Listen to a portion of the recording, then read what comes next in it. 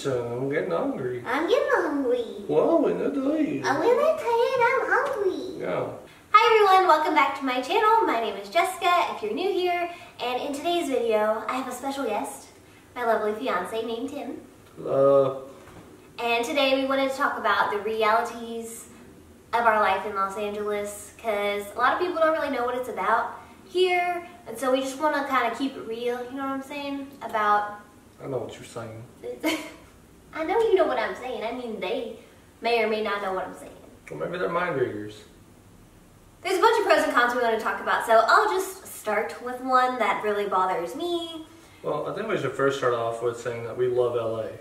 Yeah, we love LA. I don't want anyone to feel like we're just bashing LA, but I want you guys to know we really enjoy being here. We love it. So for starters, Tim didn't even want to move to LA years ago. He dreaded, just did not at all want to be a part of LA. And now he's here. Well, I think because at the time I thought success was something completely different, right? And I thought I was already successful. I had a good paying job. I was doing things that I thought were what you wanted to do in your early 20s, things that my friends were trying to achieve and things that I had been able to accomplish. And then I got here and it was like, oh, you can go 10 times faster. And so it was kind of a shell shock, because growing up in small towns, you just don't really realize what's possible anywhere else. Completely. And I feel like your limits are really, really pushed. Back home, I thought my limit was here on different aspects of my life, like career, health and fitness, goals and stuff like that. I thought this was the limit, and then you come to LA and you learn to just push and push and push. And together, we push each other as well. Tim, I remember, whenever we first moved to LA, I had told him that one of his goals should be to get into Forbes. And I remember you, didn't believe that you could do it. He still hasn't accomplished it yet, but it's around, it's coming. We know it, with everything that's going on in our lives. And then finally, months later, I don't even know if you remember, you didn't believe you could do it. You didn't think that you could do it. And I was like, no, you can get into Forbes. Well, so I didn't get into Forbes. Yeah. I got nominated for Forbes 30 under 30. But next year I won't qualify. So the next goal is to be Forbes 40 under 40. They have a 40 under 40? Yeah, so they have a 40 under 40 class, but you gotta really kill it to get in that class. So I think I could do it. I'm pretty sure I'm going to. But I did get a consolidation prize. I was on Find Your Grind as the best BD manager in gaming, which to me, I think Forbes is great. Wait. BD means business development, for those that don't know, because a lot of people ask me what that means. Continue. But I mean, for someone that didn't get Forbes, even though I really wanted to, and I would have got Forbes had I gone to Boston and been a part of that the 30 under 30 event. It's like a networking thing that if you go, you basically you have to network to do it. Yeah, so I was invited. I was a nominee. I didn't go because we were going through some stuff here. I was working on a lot of business deals. It just wasn't the right time. But I also was on Find Your Grind, which to me, to be classified with guys like Will.i.am and Rob Dyrdek as the best at what I do, I feel like that's super humbling. And I'll get into Forbes at some point. It just wasn't this year, or at least it wasn't Forbes 30 under 30. It could be this year still, just not that. We never know what tricks we have up our sleeves. We really don't. Yeah. So I guess that leads us into my first pro of what I think it is to live in LA. It's you really are able to be what you're willing to become. There's no limit to anything you do here, and that's really exciting because in pretty much any industry, you can work with the craziest brands. I remember the first time you went to Sony, the company Sony, and you came home and you were like, oh my god, I went to Sony, blah, blah, and I thought it was so cool, and now it's Google, Sony, Amazon, whatever, it's so casual. And then the first time I got calls from the brands that I worked with that I've always looked up to, and I thought oh my god, that's so exciting, and it's just anything is possible. Yeah. But I think for me, I've learned that I need to reset my goals. I've accomplished so many goals that I thought would take 10 years, and it's taken 2 or less, and I'm sure same with you. Oh, I've achieved things that I never thought were going to be possible. Ever. But I mean, like I said, you can become what you're willing to become. So that also has to do with the work ethic. You have to work. Like, you can't just come here and expect it to be given to you, because it's not going to happen. But if you're willing to go out and meet people, and LA is a testament to your value as a person is comparable to what your network is.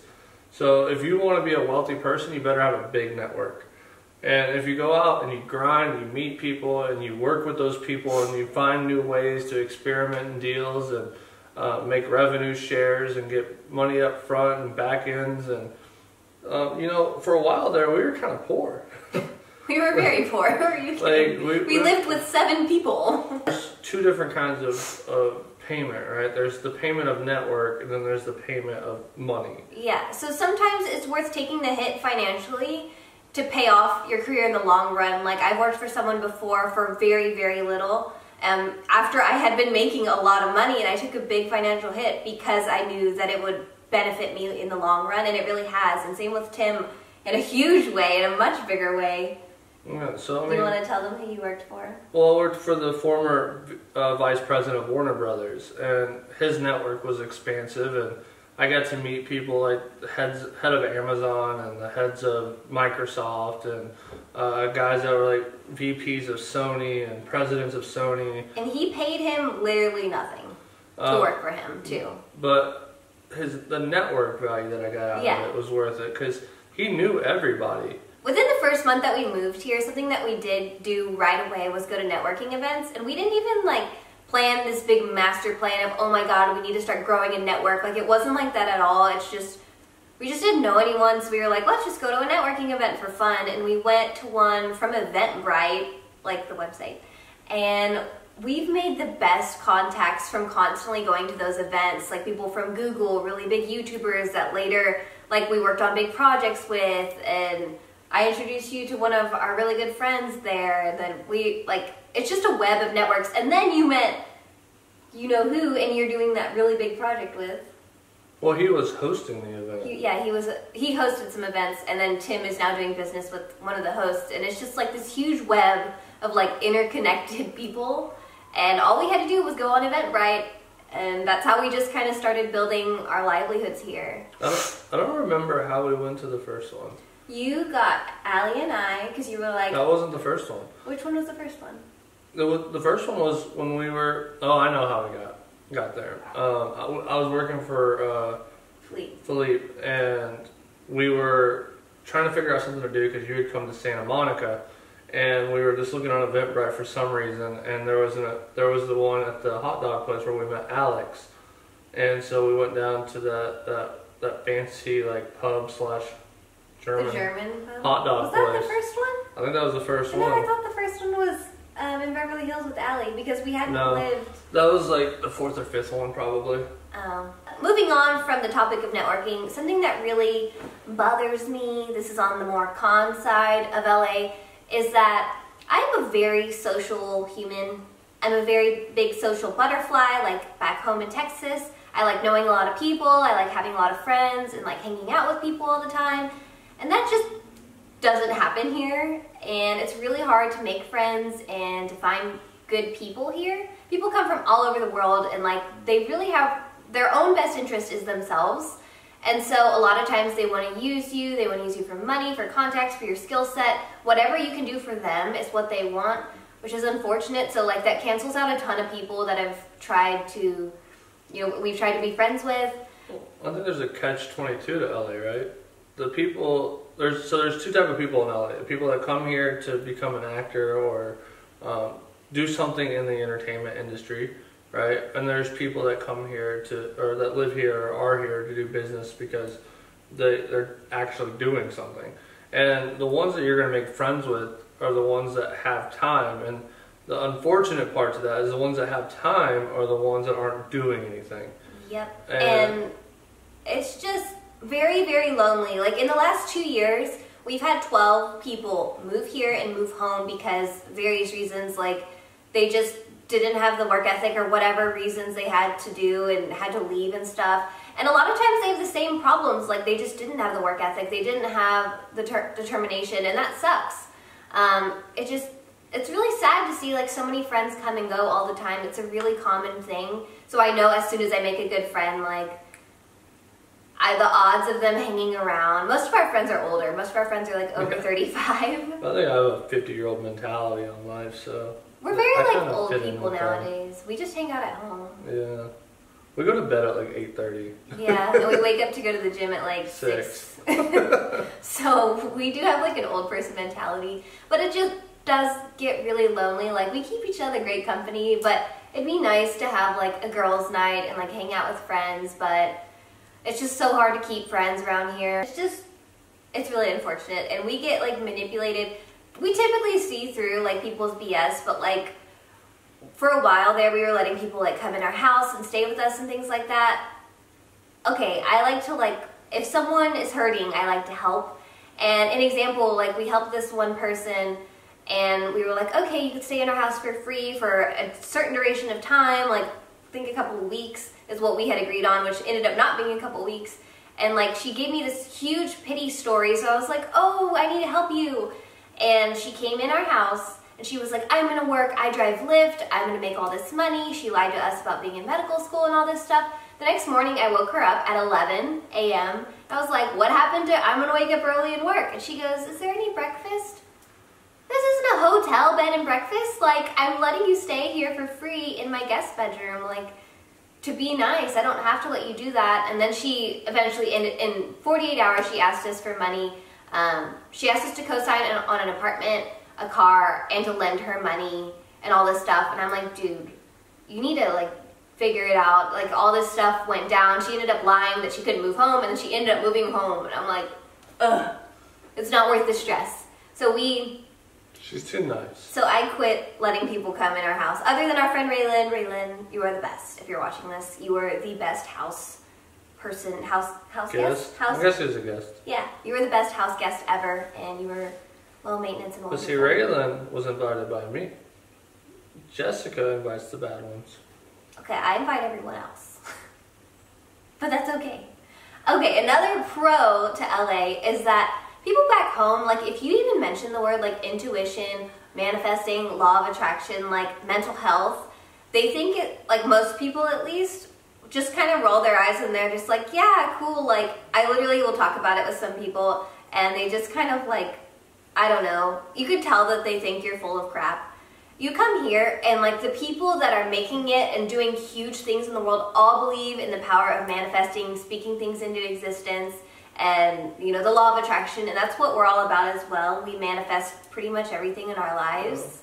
Well, it's funny to me that people that don't believe in it, don't look at it, the people they idolize, like Ellen DeGeneres or Oprah, or Logic, they literally talk about it or all the time. Chance the Rapper, or major YouTubers. They literally all talk about it, and yep. if you listen to what they're saying, like I remember there's an Ellen 2 video where she's like, "Oh, don't say that. You're gonna speak that into existence." Yeah, I sent you that. Like they're talking about this stuff. This comedian was talking about was on Ellen and was talking about like not bragging about being broke, but like, you know, some people like to joke about being broke, but it's not something to be taken lightly because you're speaking that brokenness into existence and you're keeping yourself broke by constantly talking about, haha, I'm broke. Like me saying it now, like I don't even want to say that because like the universe is listening. And I know people in Texas are probably like rolling their eyes at me, but like this stuff is real. I don't think they're rolling their eyes. I just think they don't understand. I don't like being judged. You know, Carnegie was the richest guy ever. If you were to factor in like inflation, Carnegie would be the only person to ever hit $1 trillion. And Napoleon Hill wrote a book all about Carnegie and how he believed in manifesting and speaking things into existence.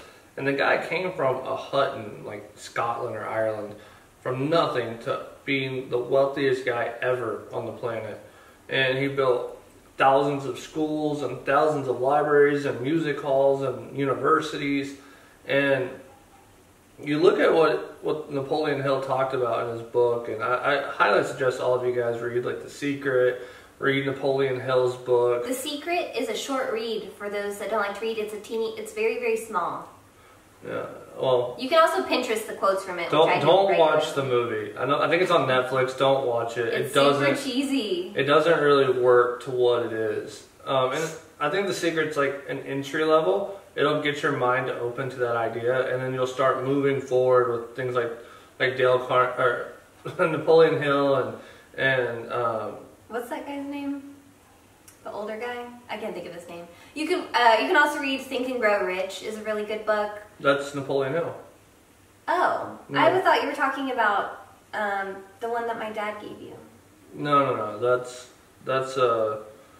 oh man. Andrew Carnegie. No, No, Andrew that's Carnegie is the rich guy. Yeah, it's the. No, I know who Andrew Carnegie is. I mean I don't remember what it is. It's Dale Carnegie. No, that's a different book. Yes, it's Dale Carnegie. Is it Dale Carnegie? It's Dale Carnegie. Okay, well that's how to influence people and make friends. How to win friends and influence people.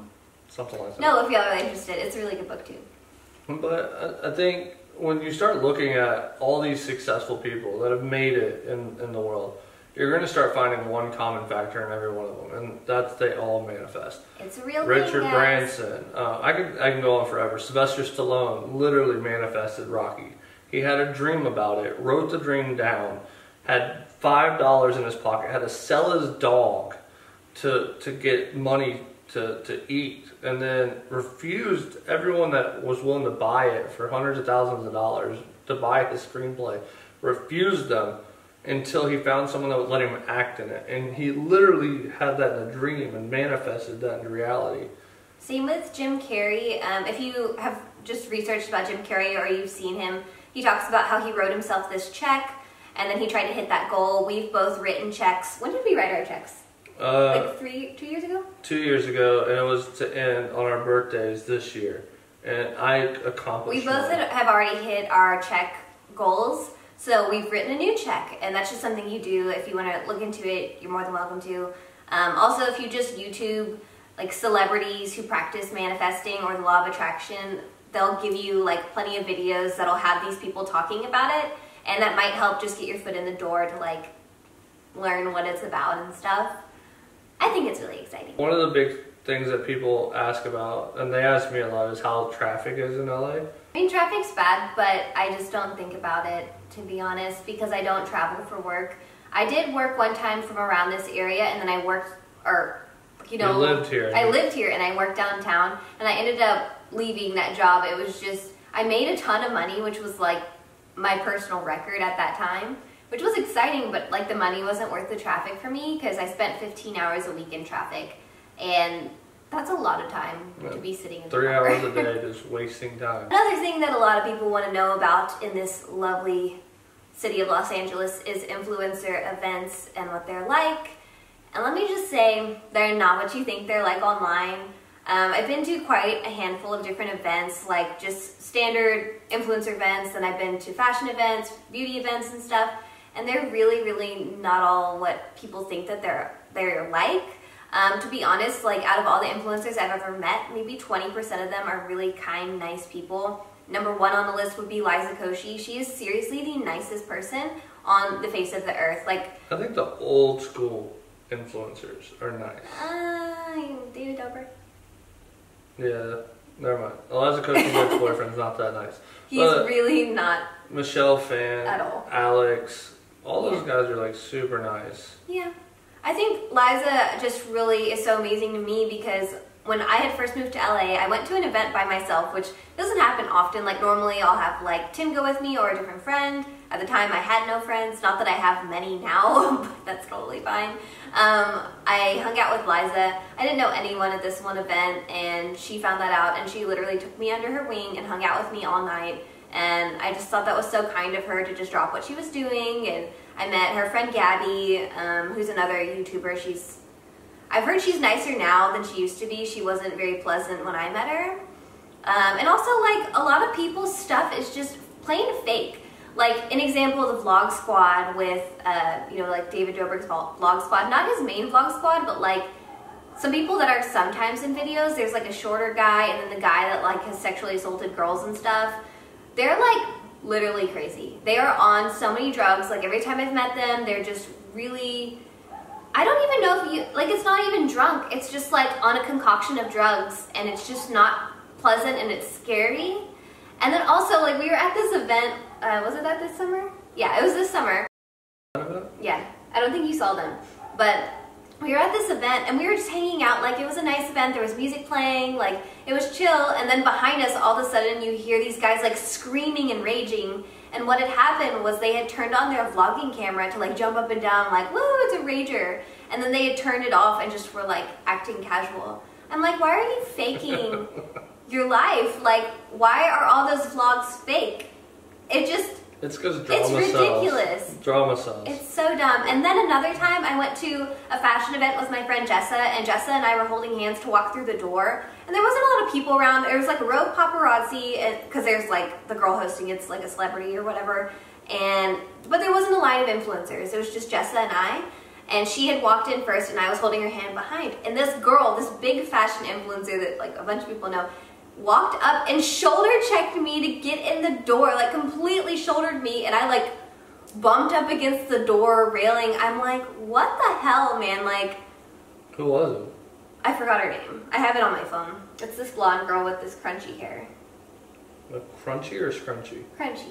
It's just like her hair is crunchy. Like, that's just how I like. Whenever a girl's hair has like a lot of I think that's to be expected though, because like influencers are they're kind of odd people. There's a difference between like the beauty bloggers and the fashion bloggers you see online, to be honest, because like a lot of the people that come from the beauty community came from nothing and built to what they have. So the ones that do have like egos and bad personalities, they kind of became that on their own, but a lot of them don't. A lot of them like are really humble and are really grateful for what they have. On the other hand, you look at fashion bloggers and influencers.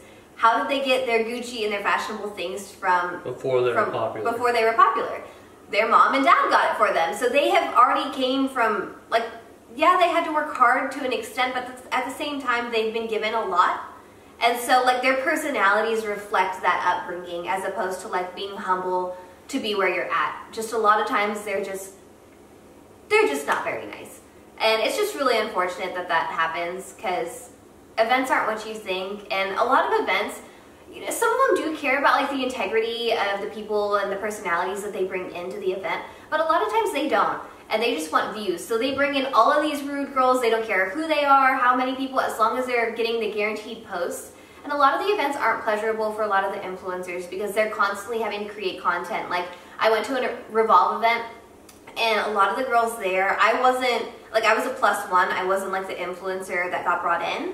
And so all of the influencers had a guaranteed, like they had a contract with them about how much they had to post. So the whole time they're like constantly getting pictures and stuff. And it was just like really manipulative the way that that brand had went around getting their influencers to do certain things. Like, there's just certain ways to handle the situation, and they just handled it really, really poorly, in my opinion. I have a lot of respect for influencers who have made it this far and everything, because it's a lot of work to do when you're not getting the results. Like, whenever you're first growing, you're not getting results. Like, you're just posting and posting and posting. Yeah, some people go viral, but not everyone does, so that's something to keep in mind. So, I don't know, I just love the work ethic of influencers. At the end of the day, it just really sucks that quite a large handful of the personalities are really, really bad and toxic and not very nice people with no manners, and it's really unfortunate. One of the things that a lot of people I think would see as a con to LA is the cost. And I think that goes back to like why friends leave and why it's hard to get away from what you're doing to hang out and find time, because the cost of LA is extremely, extremely expensive. Let me explain it to you all the way I had explained it to him one time with finances and stuff like that. If you're looking at the cost of living, like just plain cost of living, like a house is $1 million, you are probably peeing your pants. But what you have to do is look at your income. Like an example, in Texas, we made a certain income, and then if you look at the percentage of your income that went to rent, like if you just take that percentage, it's like, it makes sense. So like, yeah, we pay a ton of money for this house, but we also make a large lump sum of money as well. So that makes it make sense. But if you're just looking at the cost of something, like rent especially, you're like, oh, that's a lot. But I guess though, like for most people though, when they first get here, right, they don't make as much as we do, and they don't. But we didn't make very much when we first started. And we had roommates like crazy to supplement the cost, and it was very expensive. And so like, and that was, even then, like for what all of us split, we still pay more now just for the two of us. instead of the 3-bedroom apartment. Yeah, we have a 3-bedroom house, and we pay more than that apartment was. But combined. it's worth it. This is beautiful. Sure, and I agree with you. But what I'm saying is, like, when you first look at the cost, compare, and you can't. I guess you can't compare it because you're going to make 3x whatever you were making in Texas, if not more. The rent's going to be 3x whatever you were paying in Texas, if not more. So it makes sense when you think of it like that. Yes, we do pay a lot in Los Angeles, but it's worth it for us. Like, the pros outweigh the cons, even though there's like so many things going on in LA. Like, it's just the life here. We would be doing a huge disservice to what God wanted us to do in life if we moved back to Texas at this point, just because it would halt our growth. And like, we want to do big, impactful things in life. Not that you can't do it in a small town. Like, you definitely can do certain things, but we want to do just like we want to get there faster. We want to get there faster, for sure. Last thing I wanted to talk about is the stereotypes of Los Angeles. The so many stereotypes. So many people, like, even with the wildfires, like, the wildfires happen right outside this window here. She almost just killed me. Did you see that? Did y'all see that? Sorry. The wildfires happened, and everyone online, like, a ton of memes and like posts and stuff online were like, oh, they deserve it because they don't believe in God and because they're... Who said that? That was a thing? Yeah, there were people like posting like, oh, God punished them and all this stuff, or this stuff about politics and stuff. Like, oh, they deserved it because they believe this. Whoever said that is a hateful, terrible person. Well, first off, that, and then second off, that is the most like God-loving area in Los Angeles. Like, they are very Texan-like. It's a very small town, and everyone's like, oh, it should happen because celebrities live there. No, like Hidden Hills, which is like across the way where the Kardashians live, I understand, like, they're celebrities in a lot of areas. Not that they deserve it either. Like, they definitely don't deserve it at all. But there are so many small towns, like, small little areas in, like, Thousand Oaks. Agora Hills. And Agora Hills. And, like, we hang out in those areas all the time. So we know firsthand. We're there all the time golfing. And it's just, like, tiny communities and, like, these old folks that, like, have just had their houses and stuff forever. And it's not, like, all money, money, money, what people think. And, like, oh, yeah, they can afford it. No, a lot of people can't. And so it just sucks, like, all these stereotypes. And actually, speaking of stereotypes, every single one of our family members have judged LA before they moved here. Before they moved here? Before they visited here. I'm speaking English today. Every single person has judged LA before they came to visit, and they're like, oh, it's like communist, it's all these crazy people. Yes, there are crazy people in Hollywood. I do not deny that whatsoever. But we don't go to Hollywood. But, like, if you go anywhere but Hollywood, it is very, very normal, and it's so fun. There's nothing to do in Hollywood. Like, the movie theaters aren't in Hollywood. The game studios aren't in Hollywood. The theme parks aren't in Hollywood. There's nothing to do in Hollywood but the Hollywood Walk of Fame, and it's dirty. Crazy people. And it's super dirty. Don't like go, New don't Orleans, go to Hollywood. like the what is it called? The French Quarter. The French Quarter. Bourbon Street. Yeah, it's like that. And it or smells 6th funny. Street in Austin. It smells funny. It's kind of gross. There's nothing to do in Hollywood. And every single person who said that they wouldn't like LA ends up loving it and wants to come back more and more. Anyway, guys, that's all we have today because it's drizzling and we gotta bring our puppies back inside because, can you let them in? It's drizzling. It just started drizzling on them. I'm sorry. I'm sorry. Love me. But don't because you're a little damp. I love you. Go to your bed and dry off, honey. Go to your bed. Anyway, guys, thank y'all so much for tuning in today. If you have any questions about this wonderful life in Los Angeles, let us know. We'd love to fill y'all in on all the fun stuff we got going on out here because we're always working on really exciting stuff. I can't tell you all the things I'm working on. Well, we have, like, the other thing about LA is, like, people revolve around Indians. So, like, you really can't talk about it. Yeah, you can't talk about stuff, but, like, I can kind of wink and hint at stuff. So. No, she can't. If she does that, tell me. Because she's not supposed to. There's really exciting stuff in the works. I just can't talk about it because I get in trouble. But anyway, guys, thank y'all so much for watching. If you enjoyed this video, please be sure to give this video a like and subscribe if you enjoyed my content.